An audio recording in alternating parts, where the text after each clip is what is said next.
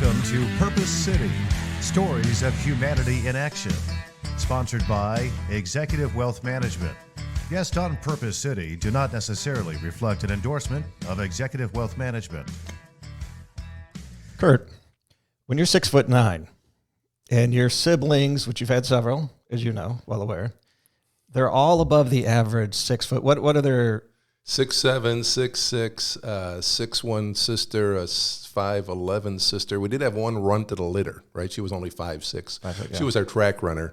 All six of us were on athletic scholarship, and two of us played professionally. That's nuts. Imagine that household growing up. I don't even know what the stats with that. I mean, for one person to make it to professional sports is phenomenally small in the stat world, right? To have two, absolutely. And then you add they all had scholarships. So with the height question is, and this is an honest question, I'm thinking, because it's not just you're kind of tall, but if that's what you grew up in, your siblings, and that's normal, everyone. So when you live life and go out in the world, do you feel tall, or does just the world seem short?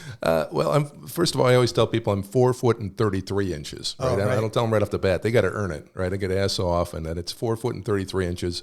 If they failed math, I tell them, I'm 6'9". But for me, it was a normalcy. There was a certain normalcy growing up. First of all, being around a family of that size, and we weren't always that size. To be honest, my spurt... You weren't born that size. I was not born that size. I would feel for my mother if that was the case. But my biggest spurt was I was 5'11" at the beginning of my 7th grade year and 6'5" by the end of my 8th grade year. Oh, wow. So I grew up 6 inches between the start of my 7th grade and end of my 8th grade. Very painful. I was very active, and so it was very painful. Every joint in my body. I mean, growing pains are real. Oh, it's very real. Yeah, and the good news was I was dunking a basketball in 8th grade, right? That was the good news. Bad news is I had to pay for it. But, probably the biggest adjustment for me, not to skip ahead, but when I was done playing was being back in normal population, right? You're so used to being around people of my stature that that was the norm. Right. And all of a sudden, when I came back to the real world again, it was like, wow, this is, probably my first real understanding of that was I was playing in a national tournament in Kansas City when I was in college. And we were ranked 8th in the nation. This other team we played against was out of California. They were ranked pretty high. And in the scouting report, we had heard about this other team. Particularly, they had a guy that was 7'8". Wow. Literally, he was 7'8" on this team. Now, do you feel short in that situation? Well, here's the rest of my story. His team was staying at the same hotel we were, downtown Kansas City, and I'm in the elevator, and this guy comes walking in, and I'm literally looking up at him thinking, oh, my goodness, this is what everybody else has to do with me. It was my first experience of really understanding that, and he's ducking the elevator. But it was really my first experience in understanding what normal-sized people are dealing with me. So that was an aha moment for me. Yeah, interesting. So it's obvious what sport you played. Well, not necessarily. Horse jockey didn't quite work out for me, but the Clydesdales weren't too fast. But basketball. I mentioned my 6 in the family. There was 8 of us in the household, and 6 kids, and 5 of us played basketball. And the one was a track runner. She was really good. She ran at Central Michigan University. And, basketball just became our sport. I ran track and did some other sports as well. But when I played baseball, the strike zone was just way too big. Right. And I hated having a ball thrown at me all the time in first base. So I'm like, this is not my sport. So it wasn't your first love? It just kind of... No, it just kind of came into it. And fortunately, I had some older siblings, and I saw the success they were having and always played with older kids. And so even though I was bigger, I was still young and playing with older kids, which helped. I think when I first realized that basketball was going to be my ticket was probably my freshman or sophomore year in high school when we started doing very well as a team. And I started seeing success and numbers were starting to come as far as personally and as a team. And that's when I started realizing, oh, okay, this could take me somewhere. Even if you have a physical lean towards a certain sport, like height for basketball. Yes. That doesn't mean you have the agility for Absolutely it. not. So yeah. I know a lot of tall guys that... Well, that's what I'm saying. Yeah. Is there kind of, even with taller, larger guys, then you have these small basketball players that are just all at it, and they have all this speed and agility. Is that maybe a negative that taller people don't have, that you got to work a little harder? Yeah, it's a great question, Ken. I think part of it is, there is a certain height of the hoop. It's 10 feet, right? And so as a result, it predispositions towards taller people because you're closer to that hoop, right? And if you're strong and agile and can jump, even more so. It is more difficult for somebody of a different stature, a lower stature, a shorter stature, to excel because of that. And not that there's not other parts of the game, but, it's a big man sport. Yeah, right. Yeah, I mean, middle school tackle football, they put me as left guard, which is usually the huge people. Right, yeah. But they didn't have a lot of agility. And I was small and used to being kind of actually bullied. So I was tough. Yeah, end around. Just get around them, right? Go around them. Yeah, get around them. You're faster, maybe a little meaner. And that was my thing. I didn't fit the physical form at all. I mentioned about the 7'8" guy. Another aha moment. In fact, I was probably 19, 20 years old. In college, we had a gentleman that came from Japan. His company from Japan sent him over to get an American degree. And this guy literally was 4'11". And he would hang out with us basketball players, which was kind of comical in itself, right? You see this 4'11" guy hanging out with these 6'10", 6'9", 6'7" people. And one night, he and I were screwing around. We had a couple pops, and so he and I were just kind of screwing around and punching each other and kicking each other and just messing around, right? I'm just kind of pushing them. Well, all of a sudden, this 4'11" guy snapped. Something happened. I did something, and he could have literally threw me through a plate glass window. It's the first time in my life that I felt like I had zero control of my body. I had no control of my body. He could have done anything he wanted to me at 4'11". Right. And here I'm in one of the best shapes of my life, and this guy he had his way with me. I mean, he could have done anything he wanted. And after we calmed down a little bit, I says, "Whoa," I said, "I'm sorry, I didn't mean to get you upset or anything." I said, "What was that all about?" He goes, "Well, I'm a double black belt." And that was my aha moment at 19, 20 years old to realize, size is important, right, but if you know what to do, it was great for me to learn that in that capacity versus some other way that it wouldn't have turned out so fortunate. Right. So you saw basketball as a career. Yeah, it became a ticket. Yeah, it became it's what I did, right? I think one of the biggest challenges for athletes is it who you are or is it what you do? Because I think that helps with that transition, which, again, not to get too far ahead, but it's what I did. I love basketball. It provided a lot for me as far as a scholarship, as far as playing, professionally. But it's just what I did. It wasn't who I was. And it ended, why? I literally was having a blast over in Europe. I was playing over in Europe, and I came back. I had a free agent tryout out in San Francisco. There was 18 of us by invite only. All I saw was a gym and a hotel for 3 days straight. It was tough as basketball I've ever experienced over 3 days. I went in for knee surgery following that tryout and found out it was time to get a real job. The doctor, when he went inside, the orthopedic said, "You know what? You can keep playing basketball and not walk by the time you're 40, or you can give it up." And here I was, I think I was 27, 28 years old, and literally limping like an old man all the time. And I knew there was something wrong. I didn't think it was that bad. So, faced with that decision, it's like, hey, you can keep playing or you can give it up. But I had opportunities to still play, but, I knew that I wanted to walk by I was 40, and so it was one of those choices I had to make. So how did you feel at that time? I mean, it's easy just to talk about it in retrospect, you skim past it, but what kind of emotional impact? Yeah, no, it's a great question. I was angry. I was very angry. I remember laying on my parents' couch, just laying there, just being angry. Like, how could this end this way, right? Here I'm having the time of my life, enjoying the world and just traveling and getting paid, and it's over. It's all over. And I remember sitting there just being angry. And after a bit of time, I realized, you know what, I was tired of being angry. And I got tired of feeling that way. And at some point, I took a year off just to kind of regroup and figure out what I wanted to do. And partway through that year, I got so tired of being angry and so tired of just sitting around. I said, I need to do something productive. And I decided to start working on a master's, went and got a master's degree in counseling. And so that helped my direction to get that new direction in every sense of purpose. So counseling is great with middle school, right? Yeah, I did. In my previous professional life, I was a middle school counselor. Yeah. But in like the deepest part of you, did you always feel like I should have been a basketball player? I should have went farther. This is pretty good. This is just how life goes. So that, you have your book From Glory Days. You've interviewed, I think, about 50 former athletes, professional athletes, about their former glory days. Did you feel like you had glory days and now you're just making a living? Yeah, no, it's. I think one of the biggest things is understanding who I am. Right? Because I think that's the difference. I think I alluded to it earlier that who I am was different than what I did. I played basketball, right? That's what I did. It's not who I am. To back up a little bit, to get to who I am, I have to go back to my foundation, which was growing up with 8 of us in a house with 1 bathroom. Wow. Did you have 1 toothbrush? I hope not. I don't remember. I think I would remember that. I've been traumatized, but not that much. But yeah, and so it was very difficult. You realize early on in life that life is not about you. You know, when you live with 8 of you in 1 bathroom. My mother was a teacher at a local private school. My dad was the director of social services. So I was doomed from the start to be in one of those industries where you just give back. You think about others, right? Because that's what my parents did. Right.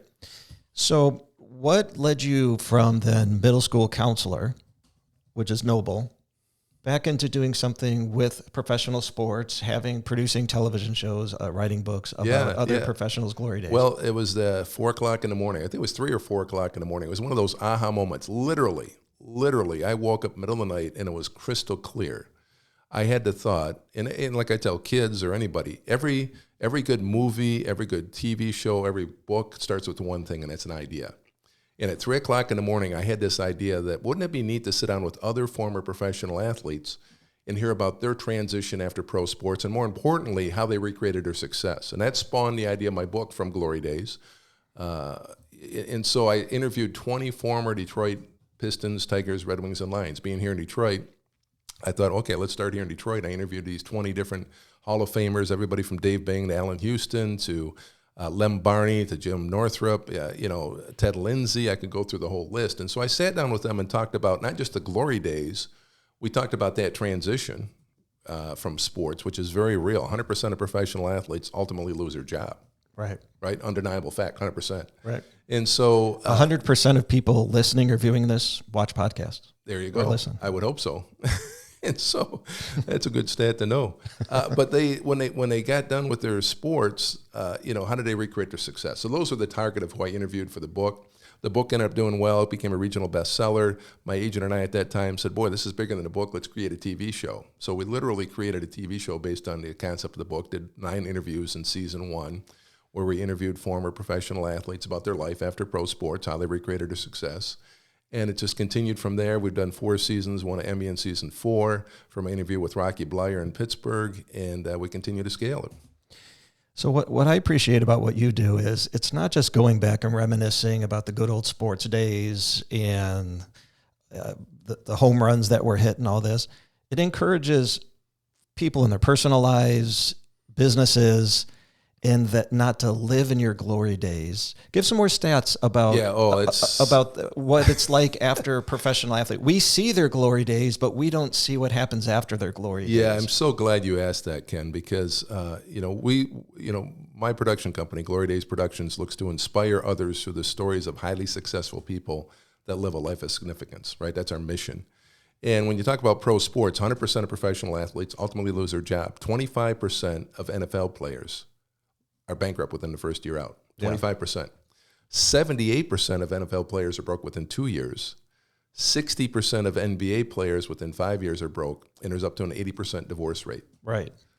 From job loss to disaster, that is the reality for these pro athletes. And so we, with the show From Glory Days, talk about not only their glory days, but we talk about that gory transition, right? And some of them, like one of the guys we had on the show was Darren Mccarty. Darren had a very public and ugly transition out of pro sports. Good news is he's been sober, he's recreating his success, and so we had him on the show to talk about that. How did that happen? What did you do? And every athlete that we have on the show, not that they don't go through that very serious transition, but they found a way to recreate their success again. Right. So not a lot of us can relate to being a professional athlete. Correct, yes. And making tens of millions of dollars and whatnot. We can relate to a career change. Absolutely. We can relate to a failed relationship. Absolutely. We can relate to disasters and this or that. And we don't really hear those after stats that you just gave. Yes. That is actually worse a lot of times in most of our normal lives. Yes. And we only see their glory days. So it's not just about their glory days. Then it's not just about pointing out like, hey, feel better about yourself because their lives, go in the toilet afterwards. Yeah. It has to lead somewhere, and then you being a counselor shows compassion and caring for the human person. So what is the next step? How do people come back and have what I like to say a new glory day where they're not living in the past? You can appreciate the past, but have a new, fulfilling, satisfying life looking forward. Yeah, no, that's so important, because we all deal with transitions, we all deal with change, we all deal with adversity, right? All of us in our lives, whatever it might be, personally, professionally. Part of it is understanding that this is a phase, right? This is just a temporary phase. In other words, one of the things that I learned from my research with the athletes for the book and an interview on the TV show and in my counseling degree is that I realized there was a commonality of success, right? That these athletes, as they went through this transition, there was a commonality for those that found success again. And being the simple mind that I am, I created an acronym to remember what those 5 things were, and that's RULES, RULES, and each letter stands for something, each letter means something. And I could do a 90-minute presentation just on that alone, right? What those rules are, how does it apply? And I'm getting more and more requests to speak to military and more requests to speak to organizations and corporations that are going through transition and change, because they apply not just to professional athletes in that transition, they apply to all of us in life as a result. So you actually have spent time with professional athletes going through, counseling them through these 5 steps, Yeah, right? with their transition, absolutely. Yeah. Yes. You don't have to reveal the magic 5 steps. Are the 5 steps revealed in your book here? No, the book is all interviews. It's interview. Each chapter is an interview with a different athlete, Lem Barney or Ted Lindsay, and it talks about their glory days. It talks about their transition, but also talks about how they recreated their success and what they're doing now. So the gist of your 5. Yes. What would that be in a synopsis? Yeah. In a crib note version, the first letter R stands for refocus. What I found is that any athlete or any company or individual had to refocus. And the best way to refocus is to look at your current goals and establish new goals. Well, so not to interrupt, I think that's so important when you just said, because it's not trying to refocus to get back Correct. No, to what you not. lost. Yeah, no, it's actually refocusing on where you're at now, yes. where your life is at now. Where you'd like to be. And where you'd like to be. Yeah, from because here on out. in part of doing that, it recreates that passion and purpose again. Right? As athletes, we're extremely passionate people, extremely passionate, over-the-top passionate, right? And so that passion is an important part of establishing a new life and a new phase of finding that. There's nothing that's going to replace professional sport, nothing. You can say, oh, yeah, I'm doing this, and it's not going to replace it. It's not going to be the same. Certainly you might have the same level of passion or same level of excitement. But finding that new passion and purpose, that's so important to redeveloping that fire again in their gut. Do you think it's equally as hard or maybe more difficult when you see whether it's professional athletes or on our more personal basis, a level of our career or different things we're involved in, where you need to refocus while you're in it and not stay in it too long? Yeah, that gets to the third one, which I'll get to, which is the L, actually, is what you're talking about.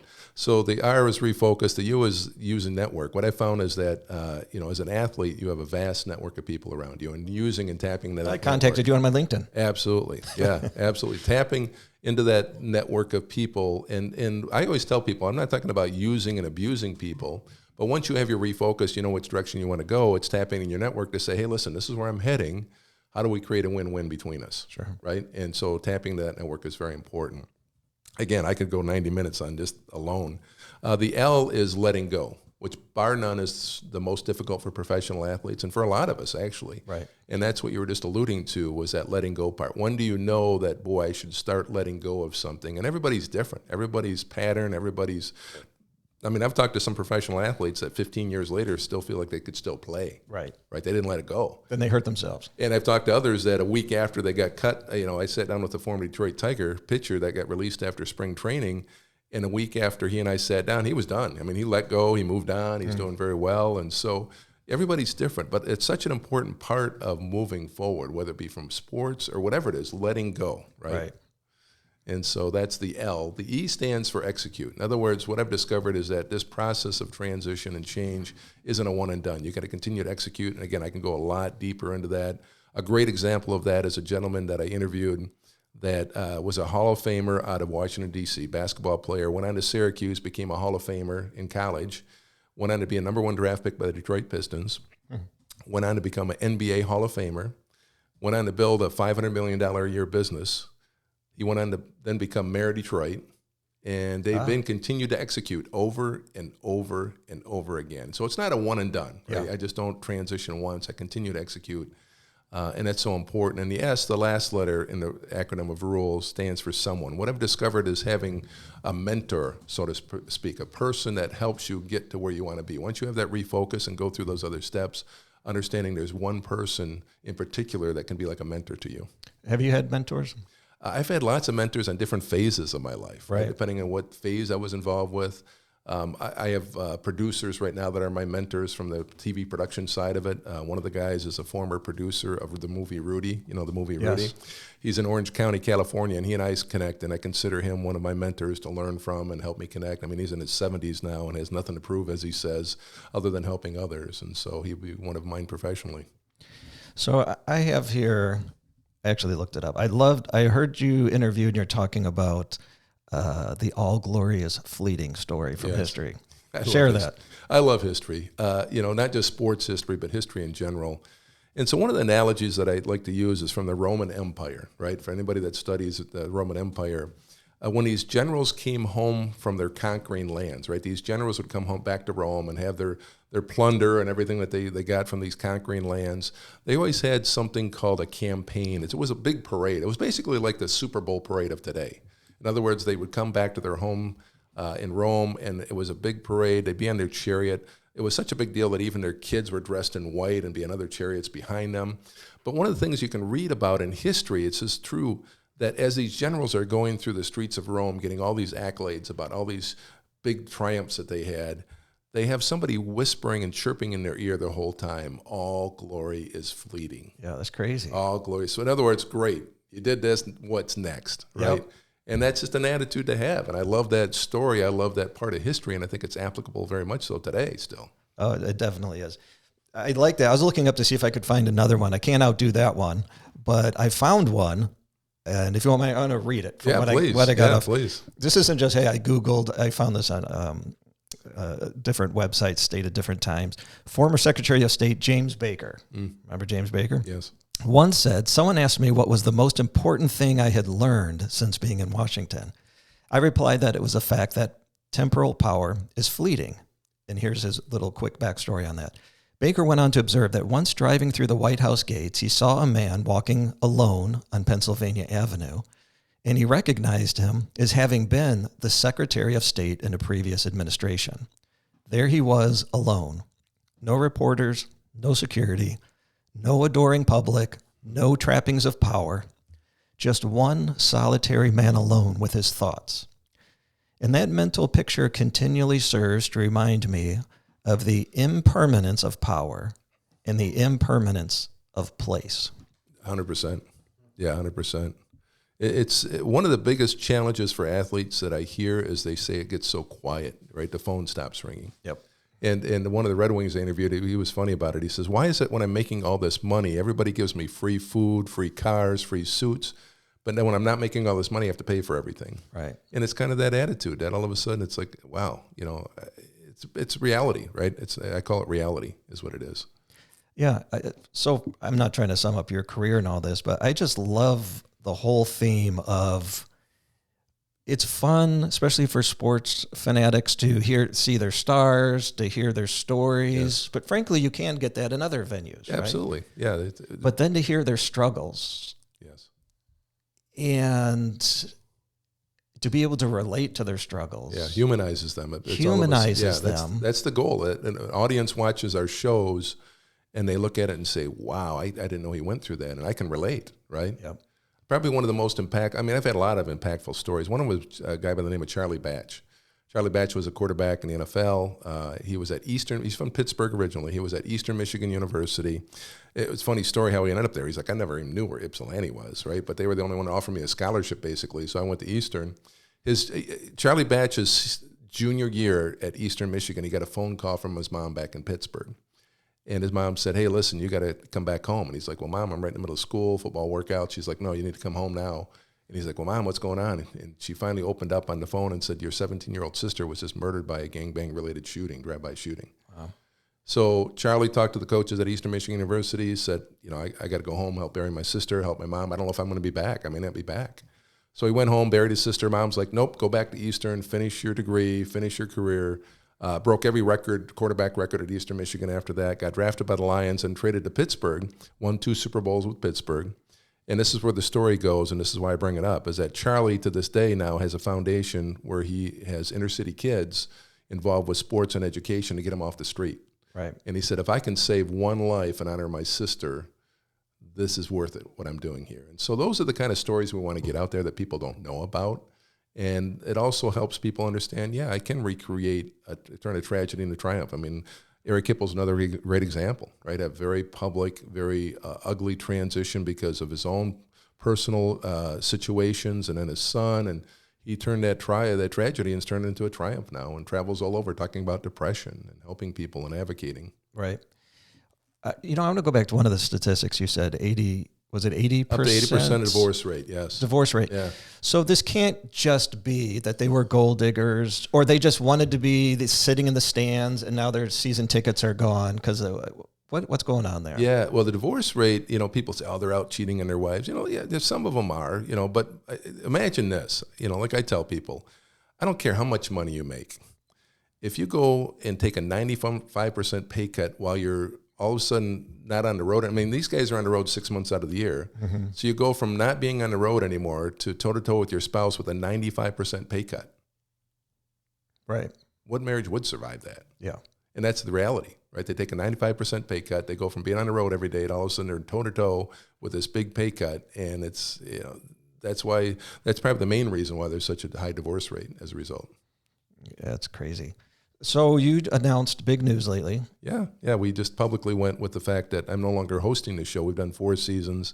I've been the host and executive producer, but we just hired Doug Flutie, Heisman Trophy winner and sports broadcaster. Doug Flutie's going to be our new host, which is great. Doug's a class act. He's a lot of fun, and he's going to add a whole new level of what we're doing with the show. When I first read your announcement on that on social media, if I first read not hosting the show, I'm like, oh, and then you're like, Doug Flutie, I'm like, well, that really makes sense. To me, that would be like, Ken's not hosting this podcast anymore. Well, why? But then, because, this is about compassion and community. We have Mother Teresa coming in. That's exactly who I was going to say. But Mother Teresa's going to host the show, and everybody's like, oh, that's a no-brainer. That makes sense. Yeah, and so we're excited about it. And I've said from the start when I first created a show, that if somebody with better cheekbones helps sell this show better, I have no ego, right? I'm all for that because it's still my baby and I'll still be involved in a day-to-day with it. So give a little more, we're throwing out his name, but I mean, he's some of the teams he's played on. Yeah, Doug was in Boston, obviously, had the famous Hail Mary pace when he was play at Boston College. He went on to play with the Buffalo Bills, went on to play in New England, played in the CFL, won a couple championships in the CFL. And since he's been a broadcaster, been a sports broadcaster with NBC Sports, I think this is his 9th or 10th season now with them. And so we've been talking to him for a while, and during the pandemic, we had to hit the pause button for a while, but now we're resurrecting that and really excited about getting things rolling out again. And Doug is bringing a whole list of different level of guests, all of his friends, right. So-called friends, so to speak, which is very exciting. Good. And Purpose Point. Yes. What's that about? Yeah. 3 years ago, Davin Savalio and I were at an event called C12. It's a Christian business owner organization, a national organization. And he and I were at this. And those are like executives? Yeah, CEO or business owners. Right, yep. Okay. And so we were at this meeting, and afterwards he came up to me and he says, hey, I have this idea. I've been wanting to do this for a while. And he and I were looking at it, and I said, yeah, let's do this. And so that's how it spawned. It started with Davin's idea. He's the founder. And he's also our CEO of Purpose Point. It's a leadership organization, a leadership development organization, which our focus is to help individuals and organizations reconnect with their purpose. In other words, often we see organizations that start with a purpose. And as they continue to scale and grow, they have to add more people. Mm-hmm. And when you add more people, you have to add more processes. And when you have to add more processes, you have to continue to look at the bottom line to say, boy, we have to continue to be sustainable. But they've lost original sight of that original purpose. And so our goal is to not that we don't talk about people or don't talk about processes or don't talk about profits, because you have to have all those to be sustainable and continue to scale, but reconnecting the purpose throughout all that. Yeah. And so that's what we do with Purpose Point. So you basically get them refocused on their initial core values. Yeah, absolutely. And we do it through different ways. We have keynote speakers. We have coaching. We actually have Purpose Summit that we do annually. Our next one's very exciting. We're going to be down at the University of Notre Dame is where we're going to host it at this next year in 2022. So it's going to be a big deal. And it's really exciting to see people. What wakes me up every day and gets me out to leave my family is to go and see other people excited about their lives and helping people develop their lives. Right. One last topic. This was so vague on social media. I don't remember if it was a picture or a video clip, but it was entitled "Birthday Cakes for Homeless Kids." Yes. Yeah. And I don't get choked up that easy, but I got to say, just the thought of that, and you're walking into a room with kids and you had birthday cakes. Yeah. Who does that, or what is that? Well, many years ago, I read something very important to me. It said, to those that have been given much, much will be demanded. Right. I had read that, and it really resonated with me because I felt at that point in my life, I was in high school at that time when I first read that and realized, boy, I've been given a lot, right? I've been given a lot and continue to be given a lot. And so much will be demanded. And so giving back has always been at the core of my values. And so I've always looked at ways of how do I give back? How do I give back? And I've been an ambassador to Detroit Rescue Mission in Detroit. They have 14 different homeless facilities. And I've always talked to the CEO and the marketing director down there, and I said, boy, I want to find a way to give back. And we were looking at different options, and he said, boy, the kids get overlooked here that are in our shelters on their birthdays. It's not another special day for them. And so that spawned the idea of doing birthday cakes, and I started it about 2.5 years ago, and I would literally go deliver these birthday cakes anywhere from 3 to 13 a month down there. Wow. And just walk in with the cake. And the neat thing is we don't have a sponsorship with Costco, but I would love to, because they have these nice sheet cakes, right? They're great, and they feed like 40 people. And so when I walk in with one of these, everybody's excited because the other kids are like, everyone's getting some. Yeah, everybody's getting. It's not just his birthday; we're getting cake today, right? And so we did that, and it was just a great way to give back, to see the excitement of the kids, to know that they were honored on their special day. And everybody from 1-year-old kids to 15, 16-year-old kids that were in this homeless shelter. We had to stop, unfortunately, because of the pandemic, but we're looking to resurrect that again and get going again with that. Because it's to me, it was special to be able to give back and just say thank you for what I've been given. Yeah, it's very important to me. No, that's awesome. Thank you. Well, thank you for being here. My pleasure. And if people want to reach out, if they want a copy of your book, if they want to watch your programs, if they want to learn about, there's so much, Purpose Point, if they want to, companies book you as a speaker. How many times, I know there was COVID, but the year before, how many speaking engagements did you do? I did. In 2019, I did over 140 speaking engagements. Wow. Last year during the pandemic, I did 7. Right, and so that was painful. That was very painful. Yeah. Starting to get more and more now, and the topic of my presentations is sudden change. In other words, I speak about facing change, about leading change, and communicating change, which is a pretty important topic right now. All right, we'll put all those links and such in the show notes. Yeah, KurtDavid.com is the easiest, because that connects to all the others as well. Gotcha. All right, thanks again, Kurt. Yeah, my pleasure. And wherever your favorite podcast listening or viewing venue is, make sure you like and subscribe and share this one. This is, as always, brought to you by Executive Wealth Management, and we're going to close out with learning a little more about them.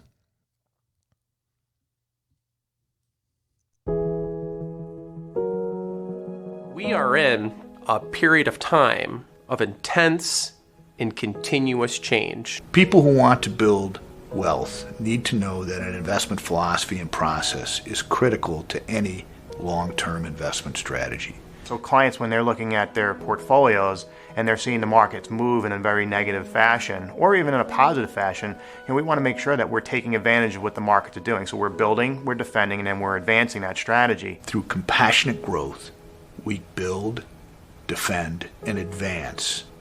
That is the founding principle of our investment philosophy. Clients knowing that they can be up at one level of risk and very gradually reduced based on a non-emotional analysis is mathematically driven. It is based on a developed system that is built for a very large community. Our team is built up of not just a couple advisors with their assistants like you'll see in a lot of offices. We have our investment team here, an investment policy committee. We have our operations department here. We have our compliance department here. We have our technology department here, which allows our advisors to have more direct access, which allows them to not have to jump through as many hoops, when that just leads to a more efficient client experience. I wanted to be part of a company that had and fostered that teamwork, that had regular meetings, like the case studies, the collaboration, the practice management. I saw a ton of value in that. Being part of a team is crucial for me. I came from almost 20 years in the banking channel. Thinking about why I came here was specifically to do with the way that they treat the employees as family. We have a great culture here. That's one of the things that I really take pride in. It is about chemistry. You need people to want to be here. The fact that we're treated so well allows me to focus on other things for our clients and how I can help them. And what I really found special about this place was that the emphasis on building relationships. And that is something that I've carried into my practice as an advisor. I want to build that plan and then obviously allow us to defend it, but ultimately is that peace of mind that we're going to help them advance going forward. I'm the partner to the investor with inside the firm. I really enjoy answering clients' questions. A lot of our clients like to read thoroughly through our disclosure documents, and they have a lot of excellent questions. And part of my job is to ensure that the client is informed and has access to that information. So if there's ever a time where a client has a question, and if they just want to give me a call, they are always welcome to do that. We communicate with our clients. We are following up with clients when they ask questions. We want to make sure we're proactive in doing that. And that's part of our strategy of building and defending and then advancing our relationship. I've been working for Executive Wealth Management for over 10 years. I love the people that I work with. We have great clients. Our clients trust us. We care about our clients. Building your portfolio in your retirement, defending it when it needs to be defended in difficult times, and advancing it when things turn. Build, defend, advance. Schedule an appointment today and meet with an Executive Wealth Management advisor to learn how we can build, defend, and advance your investment future.